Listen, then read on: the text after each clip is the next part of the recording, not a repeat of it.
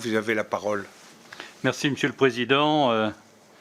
Mes chers collègues, bonjour, et je salue donc nos invités et je salue leur courage et leur disponibilité aujourd'hui pour nous parler du drame qui touche la Birmanie et l'agression contre la démocratie qu'ils connaissent. Merci à Aung Kyi Nung, le président du comité permanent de l'Assemblée de l'Union, du CRPH, de Sow Oeso, le ministre de la Santé et de l'Éducation du gouvernement d'unité nationale, et je m'arrêterai 2 minutes sur vous, Monsieur le ministre. J'ai été dès début février alerté par des gens que vous connaissez très bien, et en particulier le professeur Alain Patel, Daniel Loisance et Anne Dornano, qui sont des membres éminents de l'AMFA, qui collaborent en Birmanie pour l'amélioration des conditions d'enseignement de la médecine et qui apportent un concours permanent, en quelque sorte, une aide substantielle, à la fois technique, matérielle, pour former les médecins birmans et leur apporter tout le soutien nécessaire. Ils vous adressent d'ailleurs leur salut fraternel et vous renouvellent qu'ils sont toujours auprès de vous dans cette crise. Et puis, les autres ministres qui sont présents, Monsieur le vice-ministre des Affaires étrangères et également Monsieur Sassa, et puis notre ambassadeur de France, Christian Lechervy. Merci pour leur présence aujourd'hui. J'ai eu l'occasion d'échanger récemment à l'occasion d'une visioconférence organisée par la présidente des Birmans de France. Les Birmans de France sont très mobilisés aujourd'hui. Les Birmans de Paris organisent très fréquemment des manifestations de soutien pour alerter la population française sur le drame que connaît la Birmanie.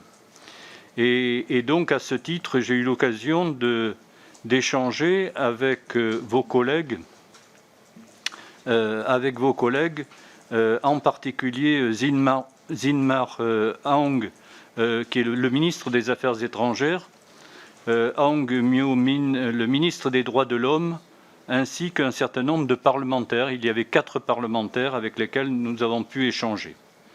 Et donc, nous poursuivons les contacts et les échanges d'une manière relativement étroite. En tant que président du groupe d'amitié France-Birmanie, je tiens donc à exprimer toute notre préoccupation concernant la situation actuelle qui empire. Vous parliez tout à l'heure de 900 morts, de près de 5000 personnes incarcérées. Et aujourd'hui, cette situation empire. On en veut pour preuve l'appel aux armes de la jeunesse birmane qui se sent abandonnée par la communauté internationale face à la répression constante, grandissante de la junte qui continue ses exactions.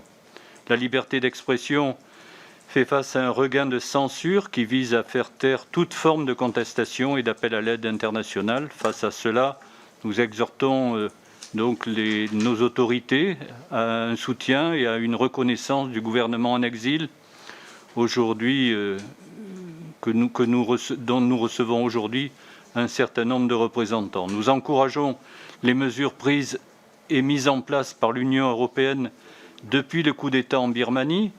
Nous pensons qu'elles sont malgré tout insuffisantes.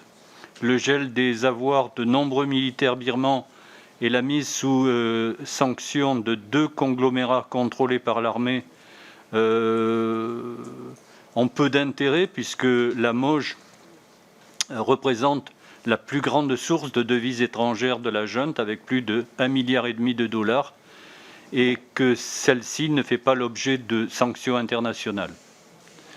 La France se doit de jouer un rôle particulier, car ses multiples intérêts sur place sont menacés.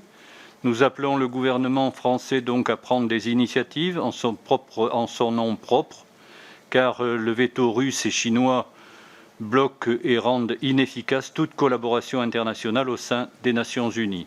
Nous attendons du gouvernement français la mise en place du fameux 3e train de mesures de sanctions, dont Jean-Baptiste Lemoyne, secrétaire d'État auprès du ministre des Affaires étrangères, avait évoqué si les discussions auprès de l'ASEAN n'aboutissaient pas.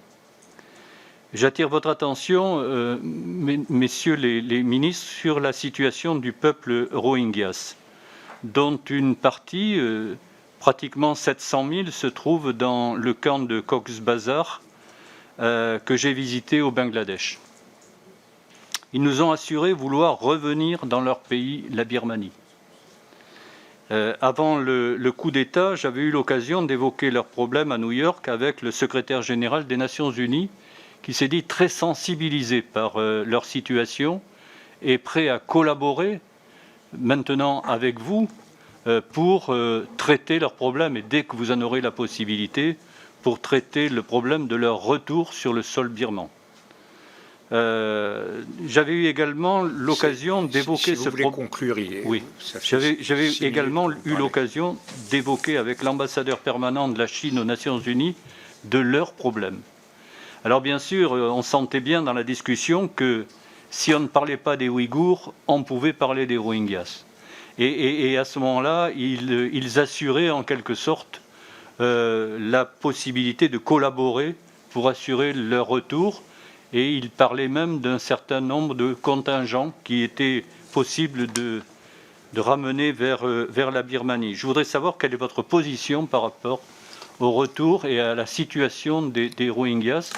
Un certain nombre, les personnes Monsieur le député, il faut vraiment que vous concluiez. Ça fait 7 minutes que vous parlez. Ok. J'attends avec grand intérêt, mesdames, messieurs, et je vous remercie aujourd'hui de tout ce que vous pouvez faire pour améliorer la situation. Je vous félicite pour votre courage. Et puis, sachez que nous sommes à vos côtés dans ce drame que vous subissez. Merci, c'était énorme.